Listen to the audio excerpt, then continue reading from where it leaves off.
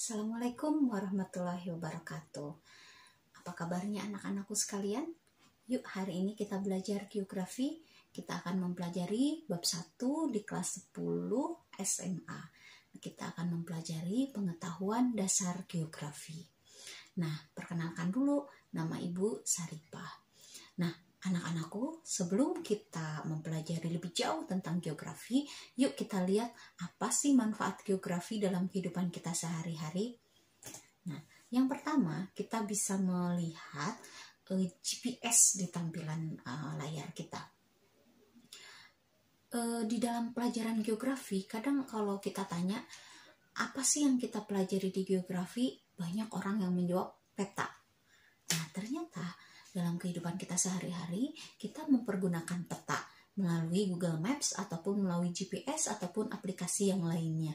Apalagi saat ini kemana-mana kita sudah menggunakan transportasi online, sehingga aplikasi GPS ini sangat bermanfaat sekali dalam kehidupan sehari-hari. Nah, di geografi kita akan mempelajari penggunaan peta, manfaat peta, cara menggunakan peta, supaya pada saat kita menggunakan GPS ataupun menggunakan Google Maps, kita dapat menggunakan itu dengan benar gitu ya. Tidak ada kesalahan dan tidak menyalahkan Google Maps ketika ada kesalahan ataupun kita nyasar ke sebuah tempat.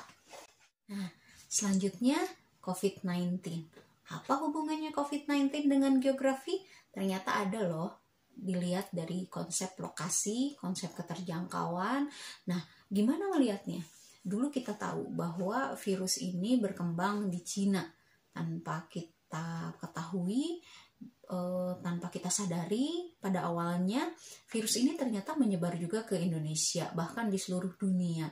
Nah, bagaimana virus ini bisa berkembang dan bagaimana pemetaan virus ini sehingga masyarakat bisa tahu lebih jauh negara mana yang banyak terjangkit virus COVID ini, negara mana yang akhirnya menerapkan lockdown, atau jangan jauh-jauh dengan negara. Di kota-kota di Indonesia pun kita bisa tahu, bahkan dengan mudah kalau kita membuka peta kita bisa langsung tahu daerah mana yang zona merah, zona hijau, zona kuning gitu ya.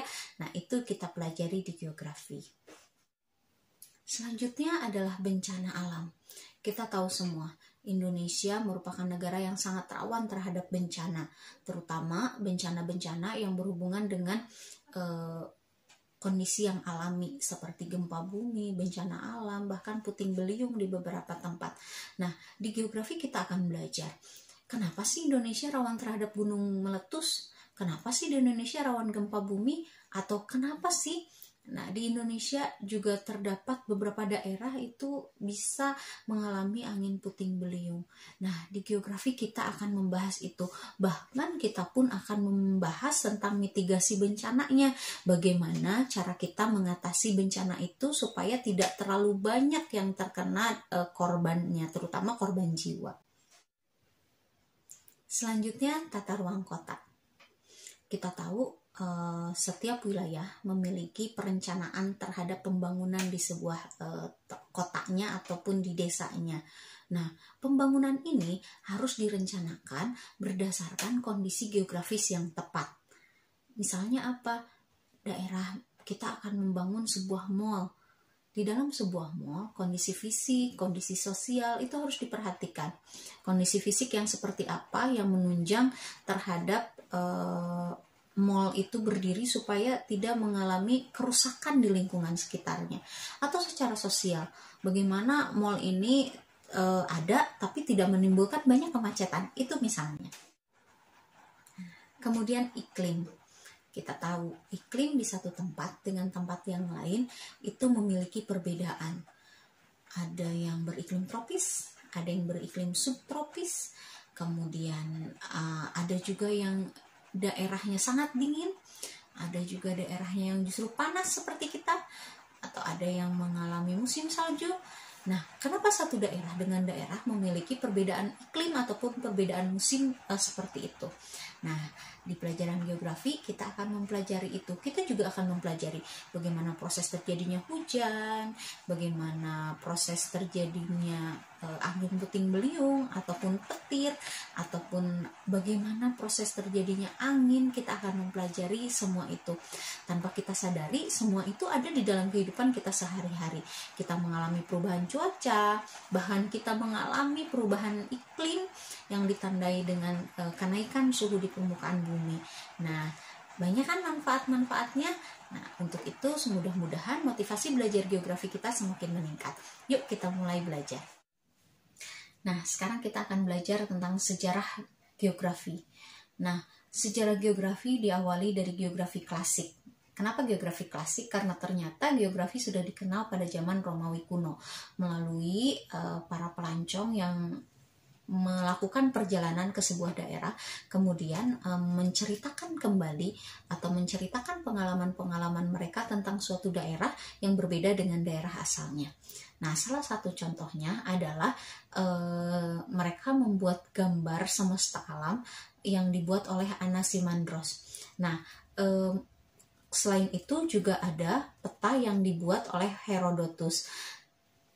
Kemudian ada juga peta yang dibuat oleh Eratosthenes.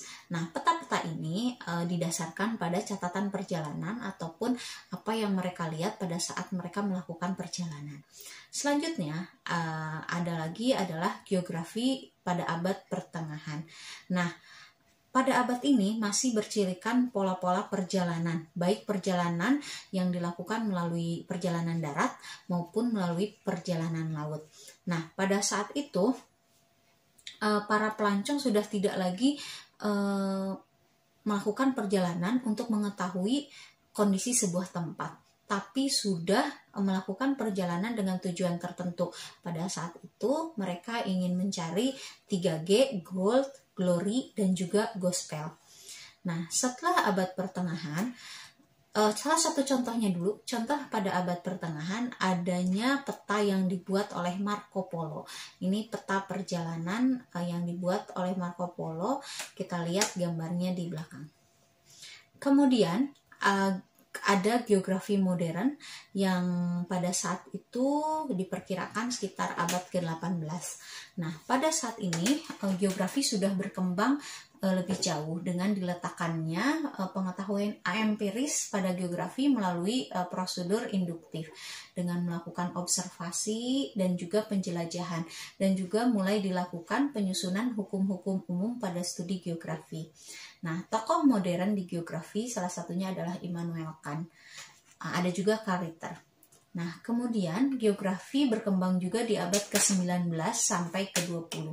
Nah, pada saat ini geografi sudah mulai berkembang dan juga pandangan geografi sudah dihubungkan terhadap iklim, kondisi tumbuhan, kondisi hewan, dan juga dihubungkan pada kondisi bentang alam. Nah, pada saat ini atau pada masa itu, geografi banyak berkembang pada kondisi atau mempelajari banyak kondisi geologi. Nah, kemudian geografi mutakhir, geografi yang saat ini sedang berkembang, di mana sudah melalui tahap-tahap kepada pemecahan masalah. Bagaimana sebuah masalah yang ada di permukaan bumi bisa dipecahkan melalui geografi, misalnya bencana alam, lingkungan hidup, kondisi sosial masyarakat, dan juga bagaimana tata ruang sebuah wilayah supaya bisa membuat manusianya lebih nyaman. Dalam perkembangannya, ternyata ilmu geografi dibagi ke dalam dua aliran. Aliran yang pertama adalah aliran fisis determinis, yang kedua adalah aliran posibilis. Nah, aliran fisis determinis ini merupakan aliran yang mempercayai bahwa alam sangat menentukan kehidupan manusia. Sementara aliran posibilis sebaliknya, memandang bahwa manusia sebagai makhluk hidup yang aktif yang dapat membudidayakan alam untuk menunjang kehidupannya.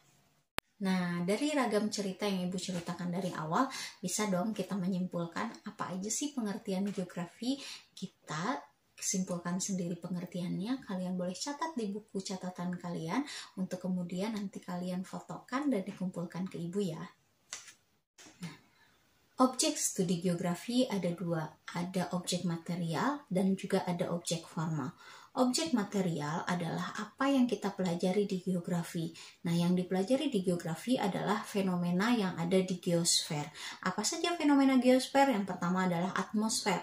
Atmosfer itu kita mempelajari kondisi udara. Yang kedua adalah hidrosfer, bagaimana kondisi air di permukaan bumi. Yang ketiga adalah litosfer. Litosfer lapisan permukaan bumi. Kemudian ada juga biosfer, bagaimana kondisi hewan dan tumbuhannya, dan juga antroposfer, bagaimana kondisi sosial masyarakatnya. Kemudian yang kedua adalah objek formal geografi. Objek formal geografi, sudut pandang seperti apakah terhadap objek materialnya. Nah, di sini kita melakukan pendekatan melalui 3 aspek. Yang pertama adalah pendekatan ke ruangan, yang kedua pendekatan ke lingkungan, yang ketiga adalah pendekatan kompleks wilayah. Pendekatan ini akan kita kaji lebih jauh nanti ya di pertemuan berikutnya. Kemudian lingkungan geografi dibagi ke dalam 2 golongan. Yang pertama adalah lingkungan fisik, yang kedua adalah lingkungan non-fisik. Kalau lingkungan fisik itu berhubungan dengan kondisi alamnya, baik kondisi topologinya, letaknya, luas, bentuk, dan batas, ataupun aspek non-biotik, tanah, air, maupun udara, dan juga aspek biotiknya, hewan, dan juga tumbuhannya. Kemudian ada juga aspek non-fisik atau aspek sosial, di mana aspek non-fisik ini meliputi, kalau aspek sosial kita lihat dari tradisinya, adat istiadatnya, bagaimana masyarakat berkelompok, bagaimana juga lembaga-lembaga sosial yang ada di masyarakat. Kemudian ada lagi aspek ekonomi, kita lihat aspek ekonomi dari segi industrinya, perdagangannya, perkebunannya, kemudian transportasi, dan juga bagaimana kondisi pasar di sebuah tempat.